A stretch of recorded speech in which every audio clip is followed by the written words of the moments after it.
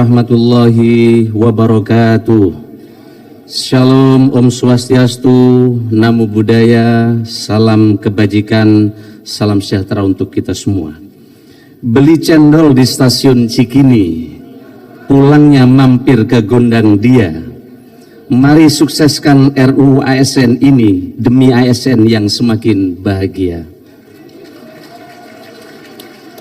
Yang kami hormati Ketua dan Wakil Ketua DPR RI, para Ketua Fraksi, Ketua dan Pimpinan Komisi 2 DPR RI, seluruh anggota DPR RI, para Menteri yang hadir atau yang mewakilkan, teman-teman dari BKN, LAN, hadir juga Ketua Asosiasi Persatuan Gubernur seluruh Indonesia, bisa berdiri, kemudian Ketua Asosiasi Wali Kota seluruh Indonesia, Wakil Ketua Asosiasi Bupati seluruh Indonesia, Asosiasi Sekda seluruh Indonesia, dan teman-teman hadirin dari seluruh Indonesia yang menghadiri secara Zoom pada kegiatan yang sangat berharga ini.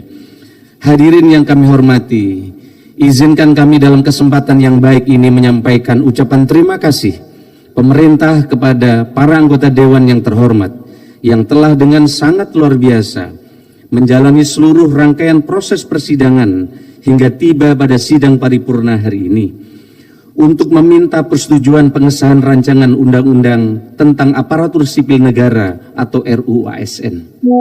Para anggota Dewan yang terhormat telah menyampaikan usulan dan pemikiran terbaik dalam penyusunan RUU ASN ini. Terima kasih pula kami haturkan sebagai Menpan RB kepada Menteri Keuangan, Menteri Hukum dan HAM, Menteri Dalam Negeri, dan berbagai kementerian lembaga lainnya yang turut mendukung penyelesaian RUU ini. Dengan dukungan anggota Dewan yang terhormat, kita akan memasuki babak baru transformasi manajemen ASN melalui RUU ini sebagai payung hukumnya. Oleh karena itu sekali lagi kami menyampaikan terima kasih kepada anggota Dewan yang terhormat. Teriring doa semoga Bapak Ibu senantiasa dianugerahi kesehatan dan kelancaran dalam menunaikan pengabdian kepada bangsa dan negara. Ketua, Wakil Ketua, dan anggota DPR RI yang kami hormati, saat ini dan di masa depan Indonesia dihadapkan pada beragam tantangan global dan domestik yang tidak mudah untuk diatasi. Untuk menuju era Indonesia Emas 2045, bangsa kita membutuhkan dukungan berbagai sektor. Salah satunya adalah terwujudnya birokrasi yang profesional dan berkelas dunia.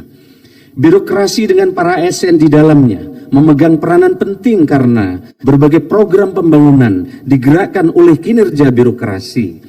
Ibarat kendaraan birokrasi adalah mesinnya, mesin yang mampu menggerakkan kendaraan tersebut. Maka sebagai mesin, birokrasi harus senantiasa dipastikan dalam kondisi prima, sehingga dapat menggerakkan kendaraan menuju tujuan yang dicita-citakan. Dapat dikatakan baik atau buruknya kinerja pelayanan pemerintah sangat ditentukan oleh kualitas dan kapasitas birokrasi yang ada. Oleh karena itu, reformasi birokrasi saat ini kita arahkan secara double track untuk mendorong reformasi birokrasi berdampak, yakni reformasi birokrasi general untuk meningkatkan akuntabilitas dan efisiensi, dan reformasi birokrasi tematik yang fokus pada pengentasan kemiskinan, peningkatan investasi, pengendalian inflasi, peningkatan belanja produk dalam negeri yang ditopang oleh digitalisasi pemerintah.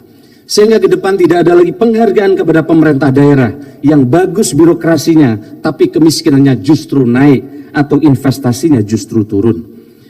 Bapak Ketua, Wakil Ketua, dan anggota DPR yang terhormat, selama ini kita memang dihadapkan pada dua bandul utama dilema birokrasi. Di satu sisi kita ingin bergegas menuju birokrasi profesional berkelas dunia.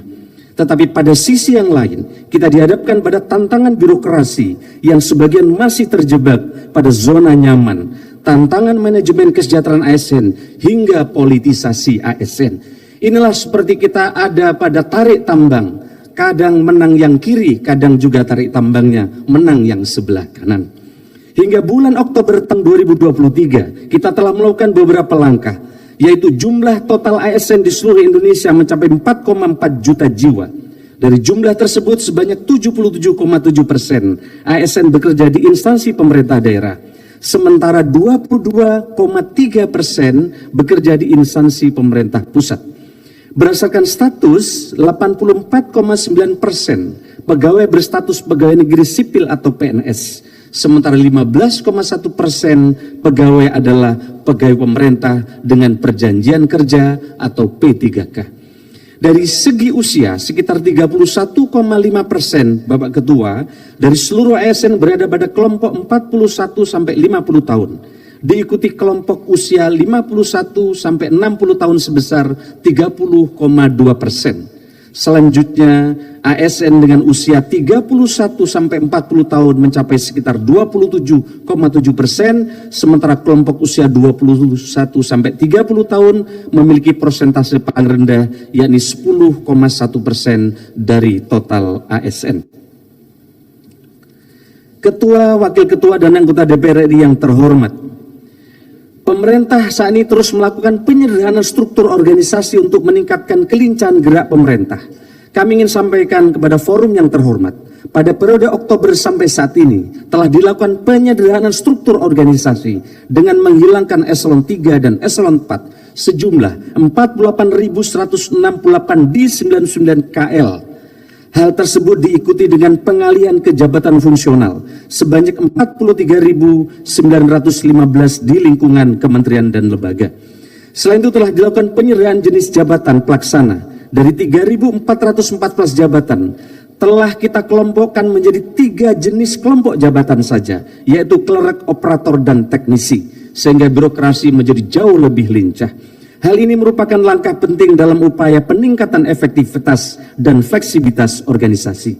Selanjutnya, untuk memastikan bahwa manajemen ASN berjalan dengan baik, telah dilakukan penyederhanaan proses bisnis layanan kepegawaian, yaitu layanan kenaikan pangkat dari 14 tahap sekarang tinggal 2 tahap saja. Layanan pensiun dari 8 tahap sekarang menjadi 3 tahap saja, dan layanan pindah instansi dari 11 tahap menjadi 3 tahap saja. Untuk memastikan birokrasi berkinerja prima, maka dibutuhkan suatu ekosistem yang baik, mulai dari aspek nilai dasar dan budaya kerja, rekrutmen, pelaksanaan dan pengawasan sistem merit, kinerja hingga kesejahteraan. Ekosistem itulah yang kita perkuat melalui RUU ASN ini. Alhamdulillah, setelah melewati 9 kali masa sidang atau sekitar kurun waktu 3 tahun 5 bulan sejak penyampaian awal RUU tentang perubahan Undang-Undang ASN dari Dewan Perwakilan Rakyat yang terhormat kepada pemerintah pada April 2020, telah dilakukan serangkaian pembahasan rancangan undang-undang tentang aparatur sipil negara. Kehadiran Undang-Undang ASN yang baru ini diharapkan dapat lebih memperkuat apa yang sudah ditata dan diberi fondasi secara baik dalam Undang-Undang Nomor 5 Tahun 2014 tentang ASN. Ketua, Wakil Ketua, dan anggota DPR RI yang kami hormati, kita semua memahami bahwa birokrasi profesional yang berkelas dunia hanya dapat diwujudkan dengan pelaksanaan sistem merit yang tertata, konsisten, berkelanjutan. Di samping itu kita harus memastikan terciptanya gerak birokrasi yang dinamis, fleksibel, dan adaptif dalam merespon semangat perkembangan zaman.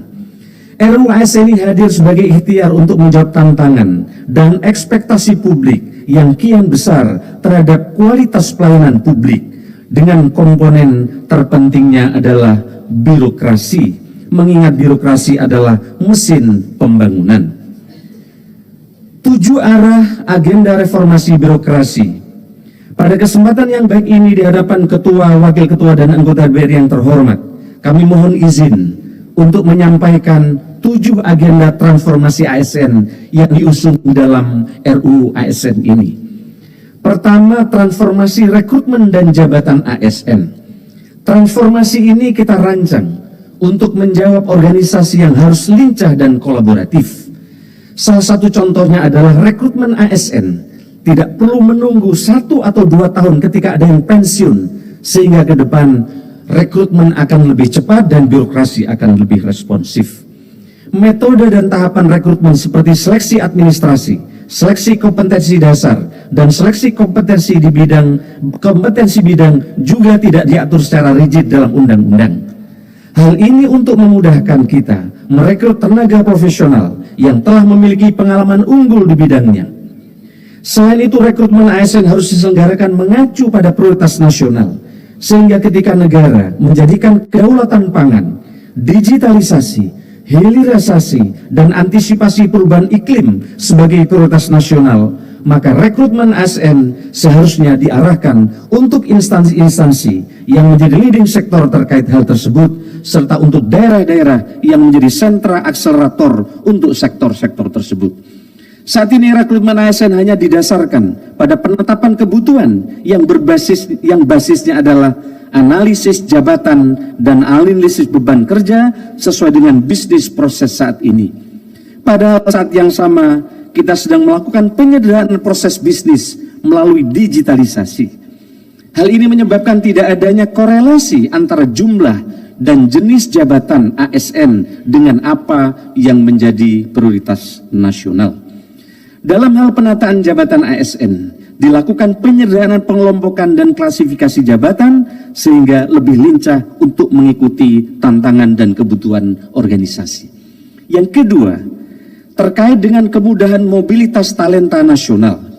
Kemudahan ini kita dedikasikan untuk mengatasi kesenjangan talenta yang selama ini yang masih terpusat di kota-kota besar, sehingga banyak daerah-daerah terpencil kesulitan mendapatkan dokter-dokter hebat, guru-guru hebat, dan juga mendapatkan nakes-nakes yang hebat begitu susah.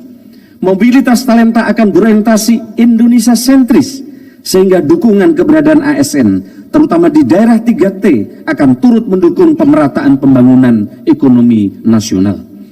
Fleksibilitas mobilitas talenta ini juga memastikan dengan jelas bahwa PNS yang diangkat menjadi pejabat negara, komisioner atau anggota lembaga non-struktural maupun dalam penugasan ke organisasi dunia tidak kehilangan hak kepegawaiannya selama menjalankan tugas tersebut. Pintu untuk ASN mobile keluar instansi pemerintah seperti di TNI dan Polri atau BUMN. Selama ini TNI Polri banyak masuk ke instansi pemerintah, tapi ASN tidak bisa masuk ke TNI Polri. Tapi dengan undang-undang ini, ASN bisa masuk ke TNI Polri. Juga sudah mulai dibuka dengan adanya undang-undang ASN ini. Ini sangat didorong oleh untuk mobile sebagai bentuk pengembangan dirinya. Begitu juga terkait dengan mutasi. Selama ini para bupati, wali kota, gubernur, dan para menteri mengeluhkan, dan selama ini persyaratan untuk melakukan mutasi sangatlah rigid, sehingga muncul stigma bahwa sulit untuk memindahkan seorang pegawai ASN. Contohnya untuk memindahkan seorang pejabat pimpinan tinggi membutuhkan waktu paling kurang 2 tahun. Ketiga, soal percepatan pengembangan kompetensi ASN. Pola pengembangan kompetensi ASN tidak lagi klasikal seperti penataran, tetapi mengutamakan experiential learning seperti magang, on the job training yang semuanya menjadi bagian dari upaya untuk meningkatkan kompetensi ASN menuju birokrasi berkelas dunia. Pengembangan kompetensi tidak lagi dimaknai sebagai hak, melainkan suatu kewajiban bagi pegawai ASN. Untuk itu instansi pemerintah wajib memberikan kemudahan akses belajar bagi pegawai ASN. Selama ini kesempatan untuk memperoleh akses pengembangan kompetensi tidaklah merata. Pelaksanaan pengembangan kompetensi juga belum dikaitkan dengan kebutuhan ASN itu sendiri.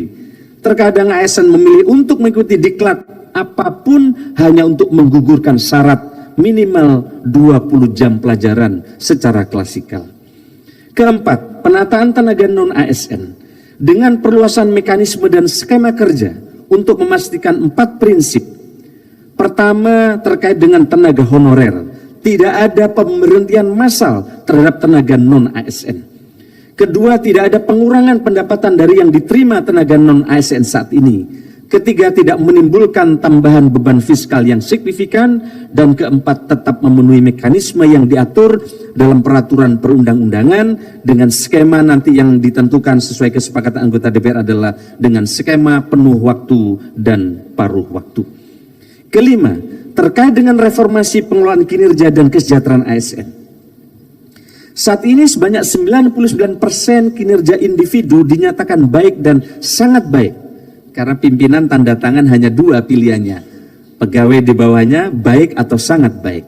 Padahal ini menjadi tantangan bersama untuk menyelaraskan kinerja individu yang sudah baik dengan kinerja organisasi atau instansi. Hal ini yang belum selaras mengingat kita masih mendapati keluhan-keluhan pelayanan publik. Di dalam RUU ASN, kita ingin mendorong agar kinerja individu selaras dengan kinerja organisasi sehingga pelayanan publik semakin baik. Dalam undang-undang ini, kesejahteraan ASN sangat dikaitkan dengan kinerja ASN yang bersangkutan. Selama ini ASN yang berkinerja mendapatkan tunjangan kinerja sama dengan ASN yang hadir di kantor untuk memenuhi presentasi kehadiran. Hal ini menyebabkan tidak adanya motivasi ASN untuk meningkatkan kinerja. Sebaliknya untuk ASN yang tidak berkinerja, undang-undang ini memberikan penekanan bahwa ASN yang tidak bekerja dapat diberhentikan. Selama ini kita sangat sulit sekali untuk memberhentikan ASN yang sudah secara nyata terbukti tidak berkinerja. Adapun terkait dengan kesejahteraan, manajemen kesejahteraan PNS dan P3K akan digabung. Termasuk P3K mendapatkan hak pensiun dengan skema defined contribution. Selain itu dalam skema penghargaan akan dikaitkan dengan kinerja ASN. Keenam, digitalisasi manajemen ASN akan terus diperkuat dan diintegrasikan untuk memastikan struktur, budaya dan kompetensi digital para ASN agar senantiasa berkembang secara baik dan optimal. Oleh karena itu, kompetensi digital menjadi salah satu kompetensi wajib dan penting untuk dimiliki seluruh ASN. Selain itu, transformasi digital merupakan salah satu bentuk penguatan pengawasan sistem merit yang menjadi fokus dan perhatian pemerintah. Digitalisasi akan menjadi jawaban terhadap permasalahan pelanggaran sistem merit yang selama ini masih sulit untuk dihindari. Contoh, digitalisasi akan membatasi kesewenang-wenangan pejabat pembina kepegawaian dalam melakukan pengisian jabatan karena sistem tidak akan dapat memproses calon yang tidak sesuai dengan kriteria. Selama ini masing-masing instansi pemerintah membuat sistem informasi sendiri dan tidak terkoneksi secara nasional. Melalui undang-undang ini diharapkan instansi pemerintah tidak perlu melakukan investasi secara masing-masing untuk membangun suatu sistem informasi manajemen ASN karena dimandatkan melalui undang-undang untuk diwujudkan platform digital yang terintegrasi. Selain biaya tinggi, pembangunan sistem informasi di masing-masing instansi pemerintah menyebabkan akurasi data menjadi jauh lebih rendah. Ini sejalan dengan upaya pemerintah untuk mengintegrasikan aplikasi pemerintah yang kini dibangun melalui sistem pemerintah berbasis elektronik dan sekarang lebih dari 27 aplikasi yang menyebabkan rakyat susah mengakses pelayanan dengan baik. Ketujuh atau yang terakhir, penguatan budaya kerja dan citra institusi. Pada undang-undang ini, nilai dasar akan disimplifikasi agar mudah dipahami dan berlaku sama di setiap instansi pemerintah. Nilai-nilai dasar tersebut terangkum dalam berakhlak atau berorientasi pelayanan, akuntabel, kompeten, harmonis, loyal, adaptif, dan kolaboratif. Setiap instansi pemerintah memiliki core values yang berbeda-beda dan pejabat pembina kepegawaian bisa menggantinya setiap saat sehingga tidak ada kesatuan nilai dasar ASN selama ini. Padahal sesuai dengan perannya, ASN ini adalah perekat dan pemersatu bangsa. Hal ini membuat budaya organisasi tidak menjadi akar yang kuat dalam jangka panjang dan juga berdampak kepada inefisiensi biaya penyusunan nilai dasar dan biaya sosialisasi. Ketua, Wakil Ketua, dan anggota DPR yang kami hormati. Tetapi tentu saja RUU ASN ini tidak bisa berdiri sendiri. RUU adalah landasan utama dan katalis yang mengakselerasi percepatan transformasi ASN. Dukungan digitalisasi melalui platform digital, penguatan dan pengawasan sistem merit, komitmen serta kerjasama para pemimpin pada seluruh tingkatan di instansi pemerintah, serta pegawai ASN yang memiliki growth mindset adalah potongan puzzle penting yang juga kami siapkan. Semangat RUU ASN mendukung percepatan transformasi ASN menuju birokrasi profesional dan berkelas dunia dengan dilandaskan pada pelaksanaan serta pengawasan sistem merit yang konsisten dan berkelanjutan. Bersama-sama dengan DPR yang terhormat, pemerintah akan memastikan sistem merit berjalan diawasi secara optimal. Fungsi-fungsi pengawasan sistem merit harus tetap dapat berjalan maksimal melalui instrumen yang ada untuk memastikan penataan karir ASN dapat berlangsung profesional, transparan, akuntabel, dan berorientasi kinerja kepada masyarakat. Salah satu caranya adalah dengan mengoptimalkan fungsi kantor regional, lembaga pelaksana kebijakan manajemen ASN, sehingga kontrol pelaksanaan sistem merit di seluruh daerah di tanah air dapat berjalan optimal. Kemudian pemerintah dengan pengawasan DPR juga akan memperkuat manajemen talenta di setiap instansi pemerintah dan mengelolanya di dalam platform digital untuk memastikan proses yang berjalan agar lebih transparan dan akuntabel. Ketua, Wakil Ketua, dan anggota DPR yang kami hormati, demikianlah pendapat akhir terhadap rancangan undang-undang tentang aparatur sipil negara dari pemerintah. Pemerintah mengucapkan terima kasih kepada pimpinan dan seluruh anggota Komisi 2 DPR RI yang telah berperan aktif dalam rangkaian pembahasan rancangan undang-undang tentang aparatur sipil negara ini. Tepuk tangan saya kira buat teman-teman anggota Komisi 2 yang telah bekerja keras. Kami sampaikan juga terima kasih kepada seluruh anggota Dewan yang terhormat yang hadir pada kesempatan ini. Semoga upaya kita untuk mewujudkan ASN yang profesional dan berkelas dunia dapat memberikan dampak pada terwujudnya pelayanan publik yang lebih baik dan masyarakat yang semakin sejahtera. Kiranya ikhtiar kita semua diridhoi oleh Allah Subhanahu wa Ta'ala. Balonku ada 4, ku pegang erat-erat. Terima kasih DPR yang terhormat, legislasi hebat untuk kepentingan rakyat. Tahu bulat digoreng dadakan, nikmat rasanya hanya 500-an. Kepada Bapak Ibu semua terima kasih kami ucapkan. RUU ASN kini telah resmi disahkan. Sekian terima kasih, kurang lebihnya saya mohon maaf. Selamat siang, Santi Santi Santi Namo Buddhaya, salam kebajikan. Wallahul muwaffiq ila aqwamit thoriq. Wassalamualaikum warahmatullahi wabarakatuh.